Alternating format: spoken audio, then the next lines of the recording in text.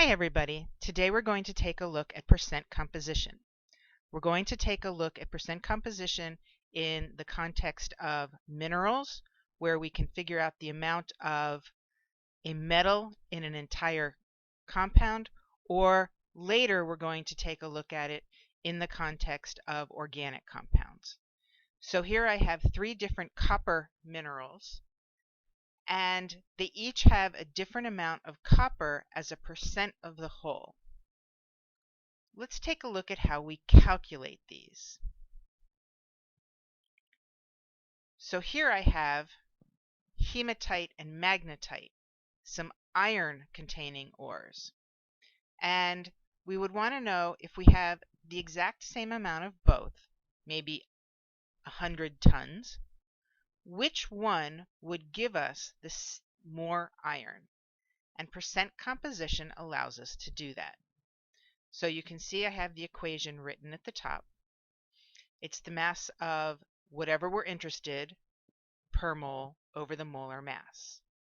So let's take a look at how we solve these problems. You can see I've set up the problem for the percent iron in hematite. So let's walk through it. I have the molar mass of iron multiplied by 2, because there's 2 irons, over the molar mass of the entire compound.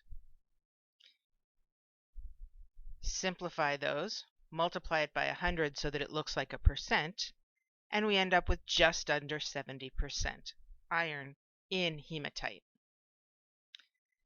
I'm going to have you try magnetite, so pause the recording and try it. When you're done, hit play again. Okay, are you ready to see your answers compared to mine? I took the 3 irons and again found the molar mass. Simplify, multiply by 100. And there's slightly more iron as a matter of mass percent in the magnetite.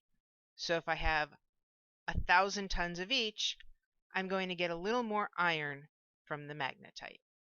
That's which one you would mine. Now, keep in mind that there's a lot of other factors involved. Accessibility, amount of processing, and all those others. But for now, we're just looking at the amount of iron in each mineral. Here's a third way of finding iron in nature: pyrite. It's called fool's gold because if you take a look at it, it's a gold color. It's a little more cubic than gold.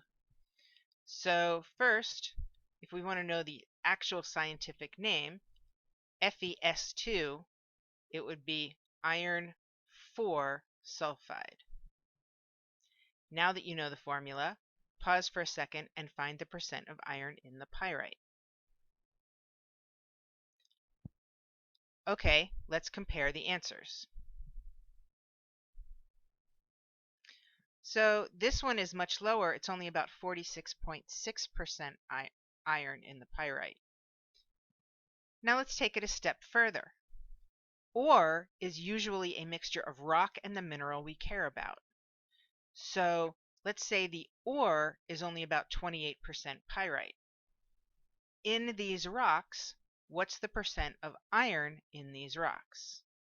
To solve that, we need the percent of a percent. So 28% of the 46.6%. So in this rock, only about 13% of that rock is made of iron. All the rest of it is other stuff that we don't really care about. So that's how we solve percent composition problems. There are several for you to practice in the homework. We're going to use percent composition as we look empirical formulas later.